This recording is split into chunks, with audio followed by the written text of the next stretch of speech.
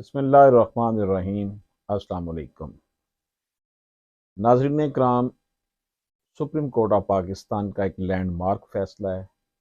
काजी नवीदुल इस्लाम versus district जज गुजरात वगैरह। Honourable justice Syed Mansoor Ali Shah साहब, mister justice Jamal Khan Mandokhel, mister justice Mrs justice Ayesha Malik ने इस केस को सुना। नाज़रीन इकराम, आप अशरफ आसमी एडवोकेट का ऑफिशियल डिजिटल चैनल देख रहे हैं।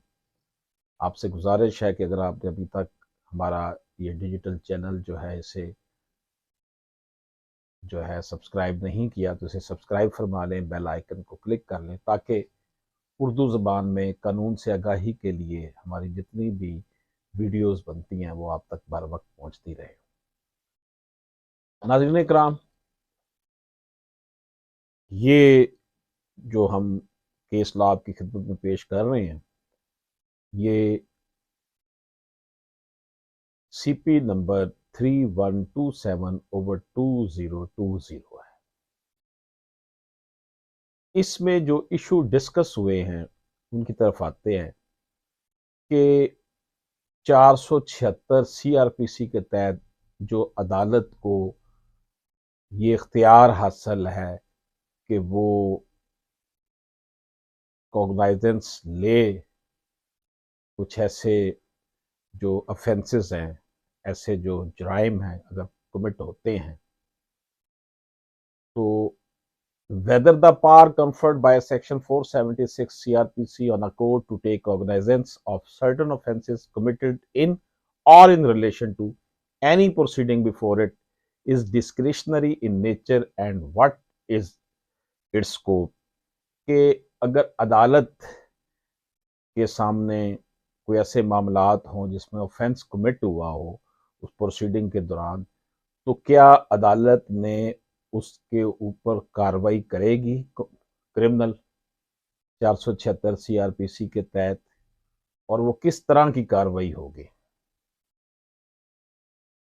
दूसरा, इसमें इसी जजमेंट में एक चीज़ और डिस्कस की गई है कि जो ये गैर ज़रूरी किसी को तंग करने के लिए मुकदमा बाजी की जाती है, उसमें जो इम्पोजिशन ऑफ कॉस्ट है, यानी जुर्माना है, हर्जाना है, कॉस्ट है, उसकी जो है क्या अहमियत है, क्योंकि इस केस में ऐसा ही है। नाज़रीन इकराम, ये जो 476 की कार्रवाई है, ये अदालत का स्वाबदीदी इख्तियार है। ये देखना होता है कि क्या इंसाफ के मफाद में है कि 476 की कार्रवाई की जाए। अदालत को इस अख्तियार को मुनासिब एहतियात के साथ इस्तेमाल करना चाहिए। ये कार्रवाई किसी की अना को तस्कीन पहुंचाने के लिए, किसी को जिक पहुंचाने के लिए नहीं होनी चाहिए। ये नहीं होनी चाहिए कि जनाब किसी को तंग करने के लिए ये कार्रवाई की जाए। It is initiated to get justice.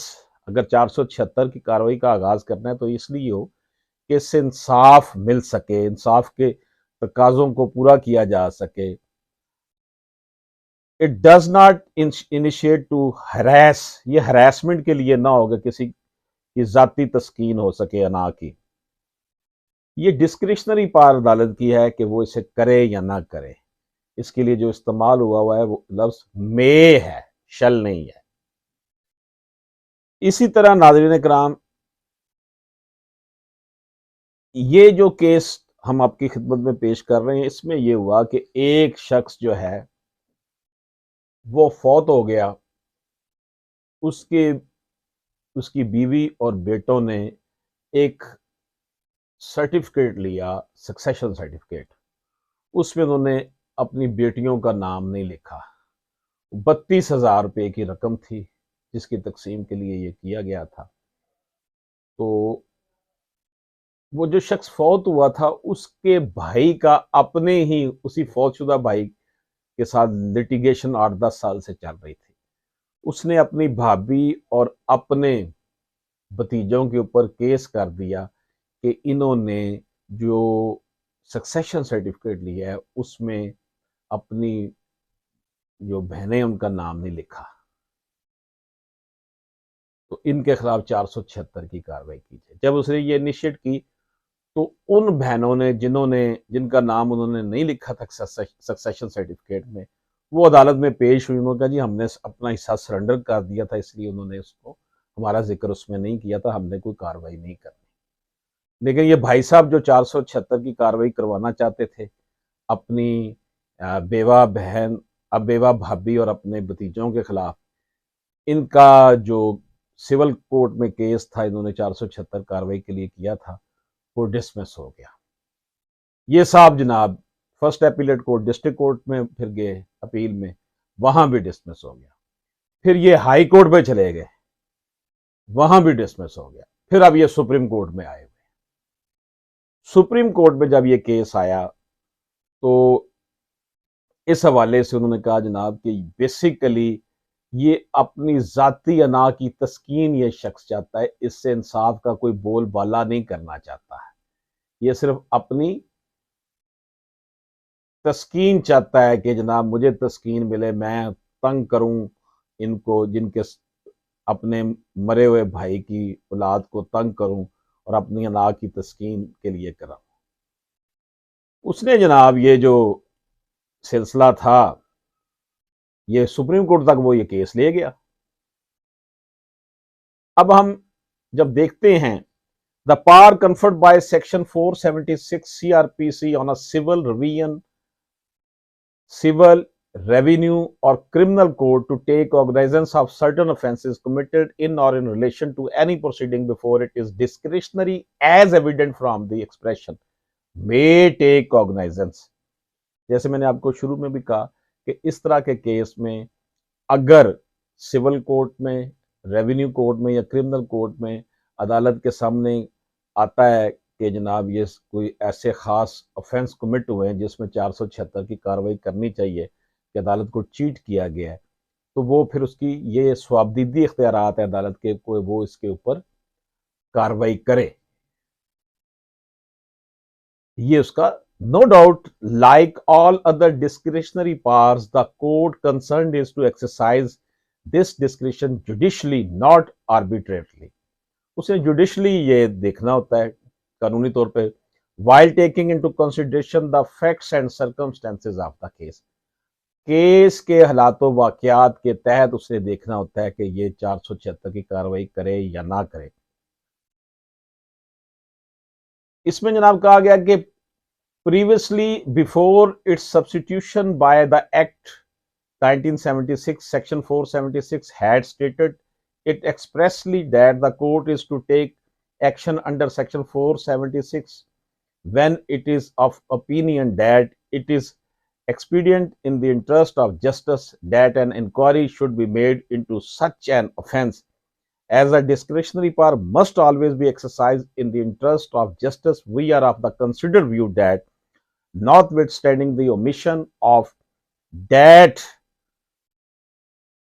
expression in the present section 476, while exercising its discretion under this section, the court concerned should give prime consideration to the question whether it is expedient in the interest of justice to take cognizance of the offense। Okay जनाब, 1976 का जो कानून था उसमें इसको substitute किया गया, जब इसका मुतबादल ये लाया गया, तो असल में इसकी जो थीम ये है, सेंस ये है कि ये 476 की कार्रवाई का मकसद ही ये है, ये डिस्क्रिशनरी पावर है, स्वाबदीदी इख्तियार है कि इससे इंसाफ को तेज किया जाए। मसलन मिसाल के तौर पर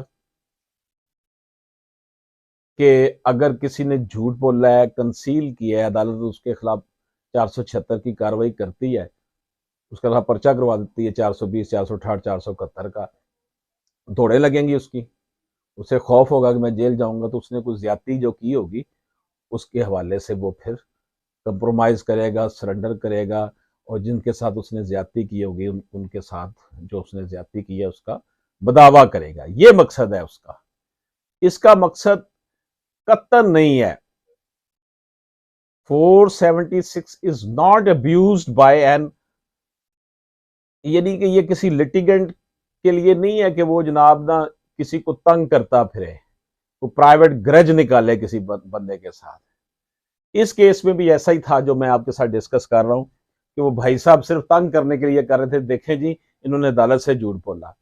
अब यहां पर अदालत ने कहा कि इस बंदे का तो लोकल स्टैंड ही नहीं है, इसका ये तो लीगल हेयर ही नहीं अपने भाई का, ये किस चक्कर में 476 की कार्रवाइयां अपनी भाभी और जो है वो भतीजों के खिलाफ करा रहा है। ये चीज जो देखकर अदालत उज़्मा ने इसके खिलाफ सख्त कार्रवाई की और इस शख्स ने, जिसने जनाब civil court, district court, high court तक केस लेके गया और बाद में सुप्रीम कोर्ट में आ गया, इसको अदालत ने 1 लाख रुपए जुर्माना कर दिया। भी तेरा लोकल स्टैंड ही नहीं बनता, तू तंग करता फिर रहा है, और रकम भी इतनी ज्यादा नहीं है, सिर्फ 32,000 रुपए रकम थी, मिगर रकम थी, उसको तुमने बनाकर, और तुम्हारा इसमें कुछ लेना देना ही नहीं है। जिनको नुकसान पहुंचा था उन्होंने आके बयान दे दिया था, जी हमने सरेंडर कर दिया था, हम खुद ही नहीं लेना चाहती थी इसमें से हिस्सा, तो तुम इसको जनाब ना, ये तुमने ये जो हरकत की है। तो अदालत ने इस हवाले से बड़ी सख्त कार्रवाई की और उसको 1 लाख रुपया फाइन कर दिया और कहा कि ये 1 लाख रुपया लेकर इनको दिया जाए जिसके खिलाफ ये यहां तक अदालत में पहुंचा हुआ, क्योंकि उन लोगों को तंग किया गया। और बड़ी अच्छी जजमेंट है ये। लेकिन इसके साथ साथ मैं आपको ये अर्ज करूं कि अदालतों को कॉग्नाइजेंस लेना चाहिए, क्योंकि बहुत से मामला ऐसे होते हैं कि अगर 476 की कार्रवाई हो तो उससे फिर लोग जो है वो सीधे रास्ते पर आते हैं और जिसके साथ जुल्म करते हैं उसका मदावा हो जाता है। बहरहाल ये 12 जनवरी 2023 का फैसला था, लेटेस्ट फैसला था, और ये हमने आपको सुप्रीम कोर्ट ऑफ पाकिस्तान की वेबसाइट से देखकर बताया है, पढ़ के बताया है। अभी ये रिपोर्ट जर्नल्स में अभी तक नहीं आया, लेकिन मैंने आपको बता दिया। अक्सर लोग पूछते हैं जी आप बताते नहीं है कि किस में है, पीएलडी में है, पीसीआरएलजे में, कहाँ पे है। तो जनाब ये उसमें अभी आया ही नहीं होता, मैंने तो आपको वेबसाइट से देखकर बताया है। 3127/2020 सीपी नंबर है, और ये 3 जज साहबान है जिन्होंने फैसला लिखा, इसको जो है देखा इस केस को, वो मैंने आपको बता दिए। और ये थी जनाब 476 के तहत कार्रवाई जो की गई, और मैंने आपकी खिदमत में ये पेश कर दी कि अदालत हजूर ने इसमें क्या ऑब्जर्वेशन दी। अदालत का कहना था, the power conferred by section 476 CrPC on a court to take cognizance of certain offences committed in or in relation to any proceeding before it is discretionary. ये अदालत का स्वाबदीदी इख्तियार है कि वो कॉग्नाइजेंस ले, एक्शन ले ऐसे ऑफेंसेस के खिलाफ जो उसके सामने प्रोसीडिंग के दौरान कमिट किए हों। Like all other discretionary power, the court concerned is to exercise this discretion judicially, not arbitrarily. उसने इसको जुडिशली लेना है, आर्बिट्रेरली नहीं देखना। while taking consideration into the facts and उसने हालातों वाकयात को सामने रख कर देखना है। उसने ये देखना है कि वाकई इससे किसी को इसके आफ्टर इफेक्ट्स किए हैं और किसी को इससे जो जस्टिस है वो किसी को मिलेगा इस कार्रवाई करने से, फ्यूटाइल तो नहीं होगी, इससे किसी को कोई ये तो नहीं है कि कहीं सिर्फ तंग करने के लिए ऐसा किया जाए, ऐसा ना होना चाहिए। तो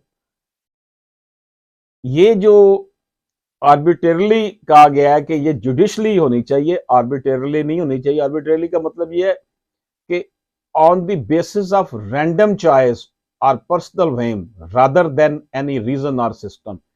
यानी कि आपने जुडिशली इसका लेना है, इंसाफ के तकाजों को पूरा करने के लिए लेना है। ये नहीं है कि अपनी ख्वाहिशात के मुताबिक अदालत अपनी ख्वाहिश के मुताबिक करे या ना करे, इसमें डिस्क्रिशनरी पावर जरूर है, लेकिन इंसाफ के तकाजों को पूरा करने के लिए ये इनिशिएट प्रोसीडिंग की जाती है। दोस्तों मैंने आपकी खिदमत में अपने डिजिटल चैनल पर जो ये वीडियो पेश की है, ये जो गुफ्तगू की है 476 की कार्रवाई, इसमें यही है कि अगर अदालत के सामने हम कोई झूठ बोलते हैं, कंसील करते हैं, कोई फ्रॉड अदालत से करके कोई डिग्री ले लेते हैं, अदालत से फ्रॉड करके कोई बयान देते हैं, और अदालत को जब पता चल जाता है या कोई आकर निशानदेही करता है कि इसने ये अदालत से झूठ बोलकर फ्रॉड करके ये ऑर्डर लिया, तो अदालत फिर एक तो उस ऑर्डर को सेटिसाइड कर देगी, ख़त्म कर देगी, कर देगी, दूसरा यह है कि जिस शख्स ने ये कार्रवाई, ये गलत काम किया होगा, फ्रॉड किया होगा, कंसील किया होगा फैक्ट्स, तो अदालत उसके खिलाफ 476 की कार्रवाई करेगी। 476 की कार्रवाई में ये होता है कि वो एविडेंस लेगी दोनों पार्टी से और देखेगी कि उसने ये वाकई ज्यादती की। अगर ज्यादती हुई है, एक तो जो ऑर्डर पहले अदालत ने किया होगा वो ख़त्म करेगी और फिर उसके खिलाफ जो है वो फ्रॉड का, मिसरिप्रेजेंटेशन का, इस तरह का पर्चा भी करवाएगी जिससे 7 साल तक कैद हो सकती है।